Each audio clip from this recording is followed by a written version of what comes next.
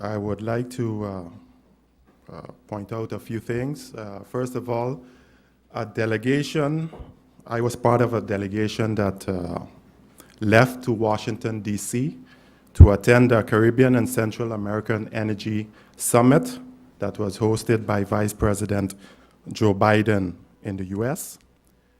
The objective of the summit was to create a framework for private sector investment and renewable energy development. Attending were different Caribbean and Latin American countries, as well as representatives from the private sector. There were also a representative from the Caribbean Development Bank and the World Bank. The objective was, again, as I indicated, to move the Caribbean countries and the Latin American countries towards more renewable and sustainable energy, as in the different Caribbean countries, one of their biggest burden on their GDP is the importing of heavy fuel. St. Martin, for example, approximately 20% of our GDP is on importing oil products. Different Caribbean countries gave presentations on the initiatives they have taken in terms of adjusting legislations, in terms of the bottlenecks they have faced and the challenges they are facing. And presentations was given from, for example, Aruba, Jamaica, St. Lucia, Panama. Aruba, for example, was cited by Vice President Joe Biden as an example in the Caribbean, where right now 20% of the energy produced in Aruba is renewable energy. It was a good experience in terms of different Caribbean islands are facing the same challenges as we are on St. Martin, and there are ways for us to work together in meeting those challenges. My Aruba counterpart, we had a frank and good discussions where the same issues we are facing in terms of with our electricity company, GB, as well as solar energy, wind energy, and how they are going about it, and things that we can do and learn from them to proceed further.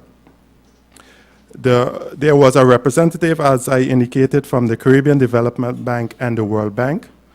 They are there and are willing to provide funding for renewable development. And one thing was good to learn there is right now GB is in the process of, in terms of the street lighting, to replace all the existing street lighting with LED lamps. Those LED lamps and so forth are purchased in the US. And I met a representative from a company in Barbados that are one of the #1 in the world in producing LED lighting. And that was something unknown to me, but in any case, met contact with the gentleman. They are producing LED lamps in Barbados. It is being exported to the US, to Europe, and other Caribbean countries.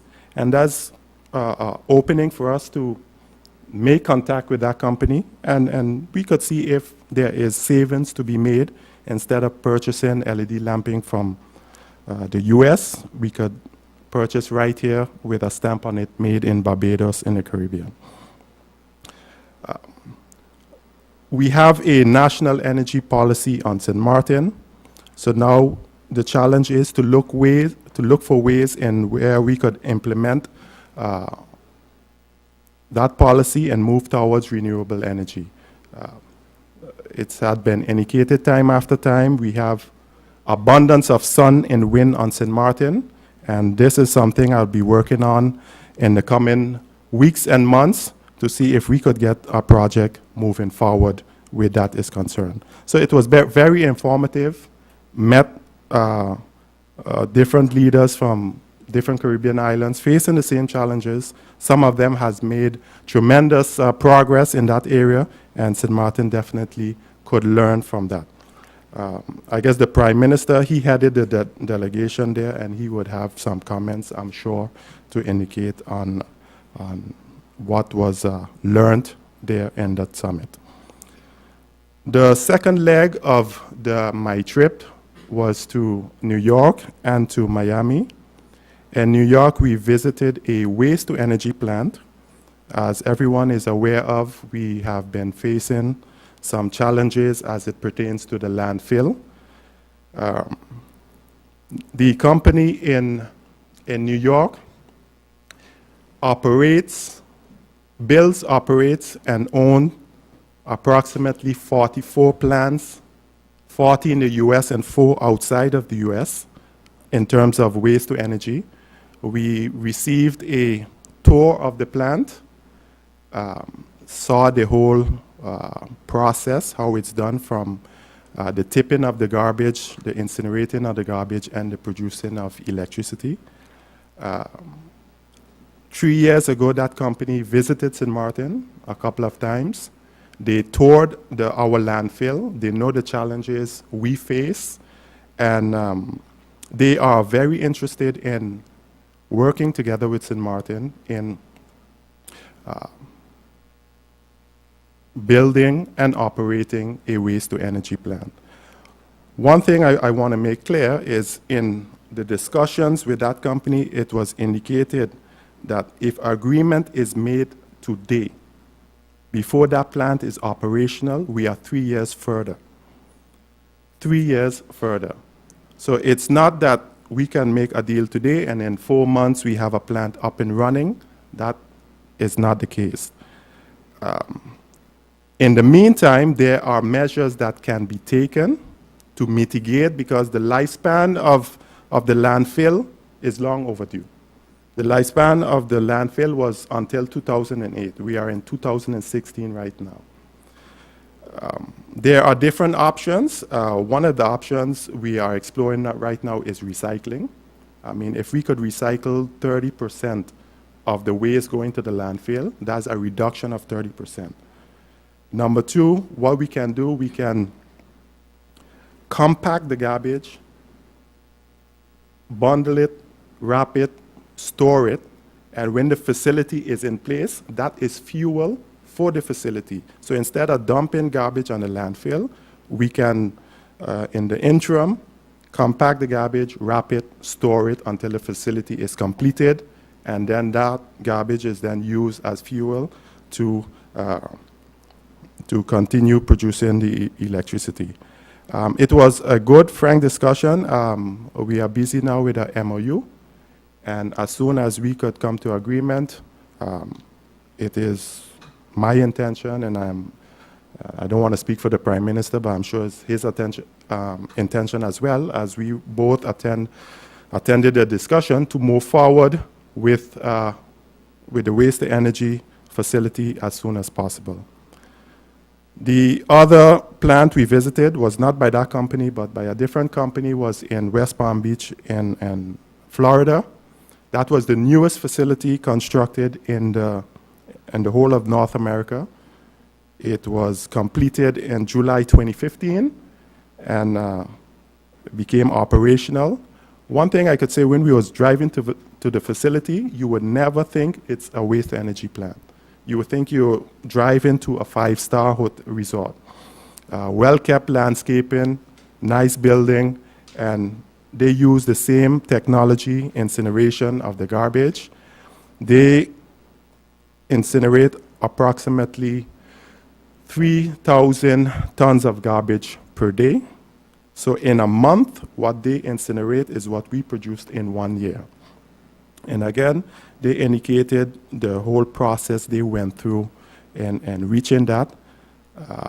What was interesting for me is they indicate they produce approximately 90 megawatts of electricity and that is then sold to the electricity company there. And one of the questions I had, what is the power purchase agreement that they have with the electricity company there? As we had an agreement, well, not agreement, but there was a proposal from the company there some years ago, and that proposal was for 32 cents per kilowatt. And this company there sells the electricity to the electricity company there for 2 cents per kilowatt. So you could see the big difference between what was proposed to St. Martin and what is being done there. I mean, that's a larger scale. I don't expect it to be 2 cents on St. Martin as we are a smaller community. But if it's 10 cents per kilowatt, it's something we could, deal with instead of 32 cents. So in closing, it was very informative. Learned a lot, especially as it pertains to the waste to energy. The way moving forward until a plant is constructed and operational, the intention is to, whatever garbage comes there, bundle garbage, store it, and because over 3 years, who knows how high the landfill would be, and I don't think it's the intention to continue to grow that mountain there. So I thank you, and I will be available to answer any additional questions.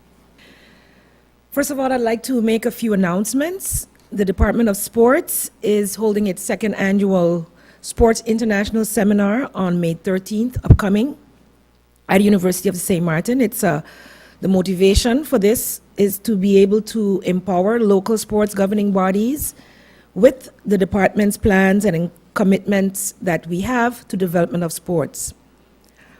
The intention is that it will lead to, ultimately, to longevity and continuity in sports and recreation on St. Martin.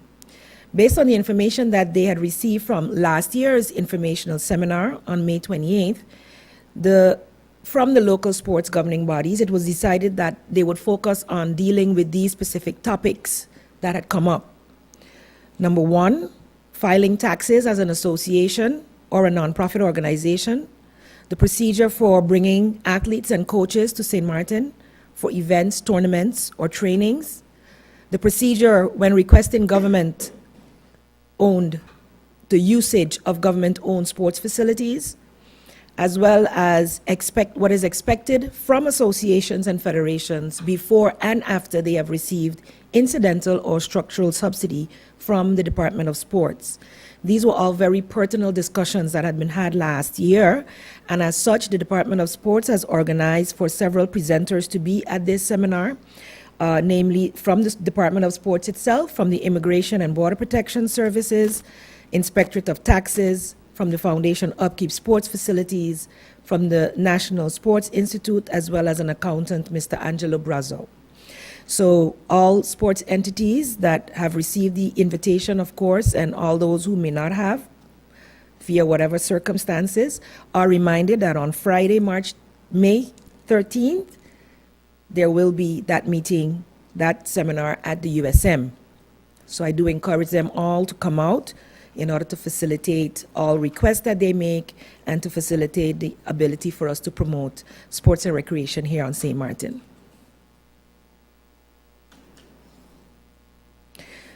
The Student Support Services Division of the ministry is also quite busy in promoting and assisting parents.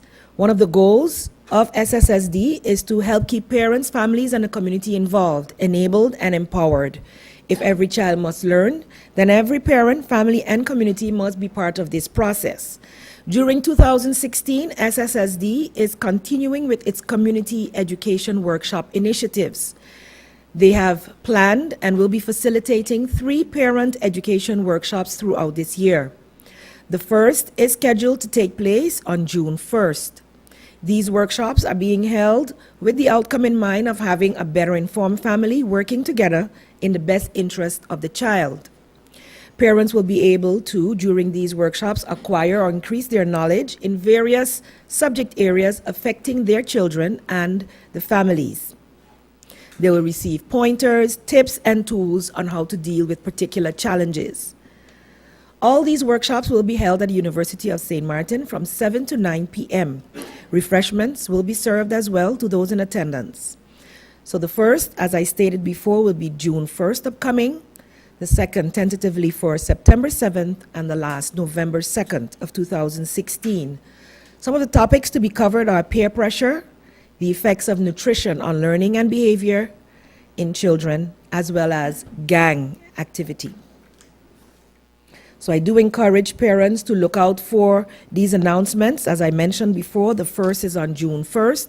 They are free of charge, and this is one of the opportunities that you as parents have to gain the necessary knowledge to increase your ability to deal with the challenges we face with our youth on a daily basis. Also, general care management meetings are being scheduled for care providers, which include the social workers, student guidance counselors, and student care coordinators of all foundation-based education schools. They are meeting in general care management meetings, GCMM, in the year 2015-16. These were extended also to the secondary schools and is chaired by the staff of the the Student Support Services Division of our ministry. The calendar for the first meeting was held on April 1st and for elementary schools and April 8th for secondary schools. And we'll proceed in June with the elementary schools with 3 sessions, June, September, and December, and secondary schools also June, September, and December. So this is an effort. We continue to say what is being done. But I think if more of us take part in these workshops, in these informative workshops, we will be more proactively busy as a society, as a community, as the caregivers, as well as parents, in dealing with the challenges that we are constantly facing with our students, both in and out of school. Of course, prevention is always better than cure, and once we have built up the tools necessary to do more prevention, we will definitely see an improved society. So I do encourage not just the parents, but also the care providers of all schools to take part in these very important workshops.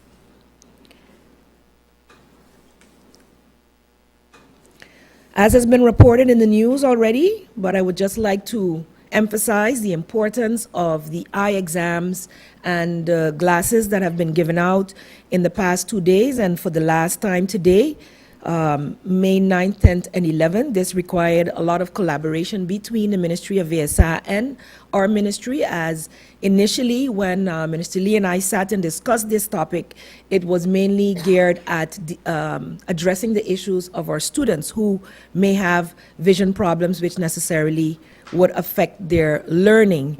And so information was sent out to all schools, as well as which would be passed on to the parents, that this ability or this opportunity would be available for their children to be tested. Several hundred glasses were donated for this purpose, and I would like to continue to encourage our community, because of course many of the donations were done off island, but also on island, and I'd like to, as a way of also giving back to the community, encourage our local population who have glasses that they are no longer using to also donate those to the Rotary Club, because they're actually using the prescriptions that they have that match the prescriptions that students need, or even adults, because I do believe many adults have also taken opportunity to be tested, have their vision tested at the White Yellow Cross during these 3 days. As I just heard on the radio, the registrations for today have already been filled, so this definitely, puts a bright light on the need here on St. Martin, and is something that we will have to definitely look to encourage to have more opportunities for such in the future. So I would like to, by this means, thank the Rotary Club as well as the Ministry of VSA for coordinating the visiting optometrist to make this possible. Last but not least, with the just recently held carnival celebrations, many questions were had definitely to my person as to culture and how are we actually celebrating this, our largest cultural celebration here on St. Martin. And though I have my concerns as well, we only had one preliminary meeting with the SCDF prior to carnival celebrations, and therefore not much could be done. However, during the period that I have been here, I have, tasked the culture department to find a way for us to highlight not just Carnival, but the cultural icons that help to make Carnival possible.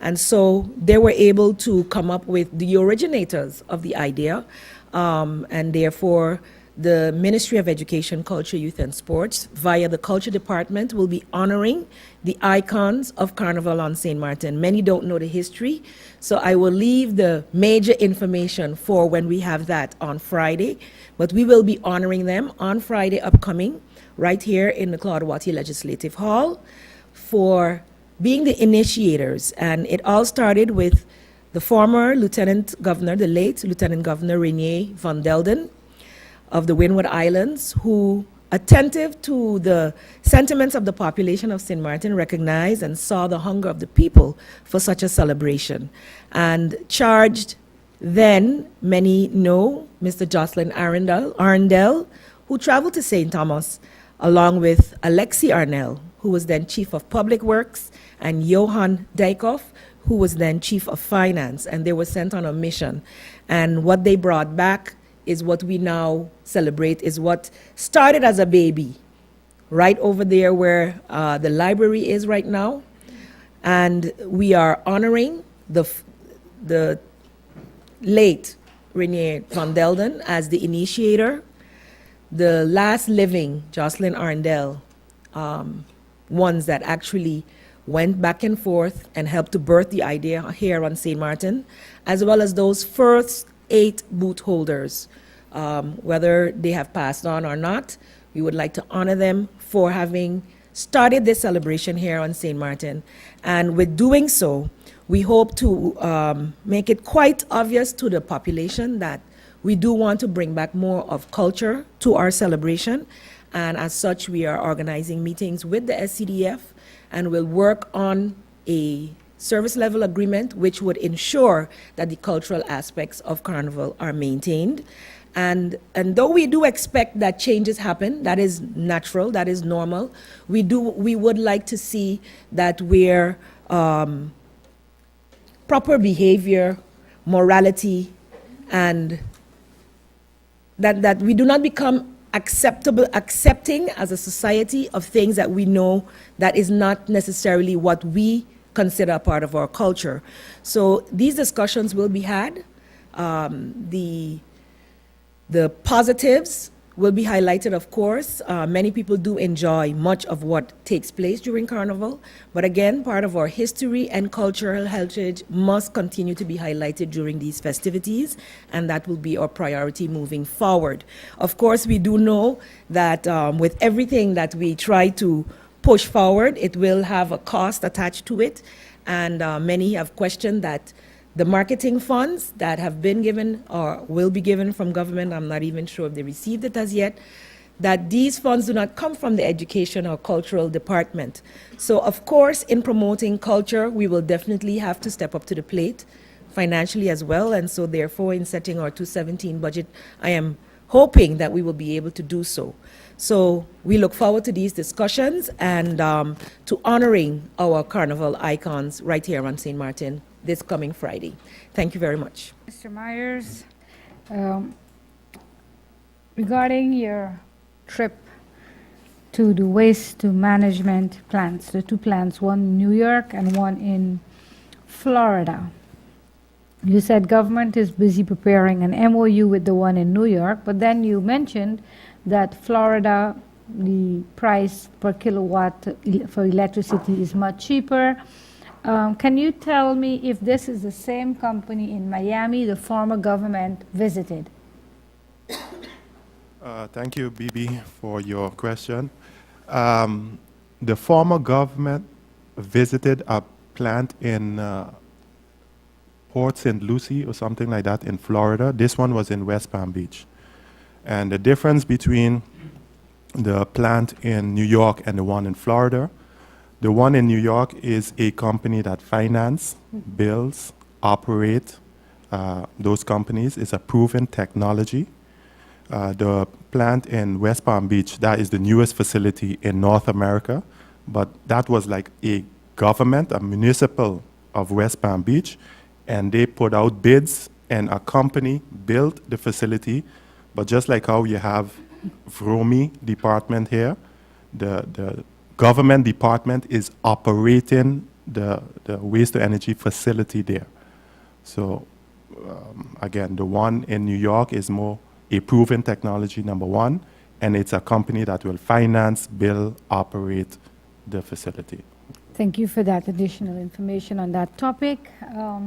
Most recently, you've been getting the Minister of Labor and Health, as well as the Chairlady of Parliament and leader of the Democratic Party, speaking out about the terms of reference for the landfill management. What I'd like to ask you is, how old is that terms of reference? I managed to secure a copy and I saw it, and for me, in my opinion, it's a very old document that is just being reprinted and passed on to whoever contractor, but I've never heard all the critics that I'm hearing now. So can you tell me how old is the contract, the terms of reference that is given to the contractors to manage the landfill in particular?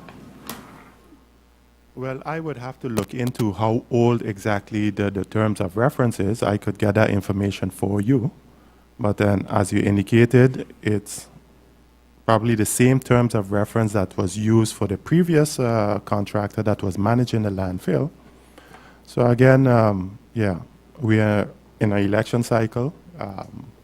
I expect certain things, certain questions and things, but my job is to focus on the issues at hand.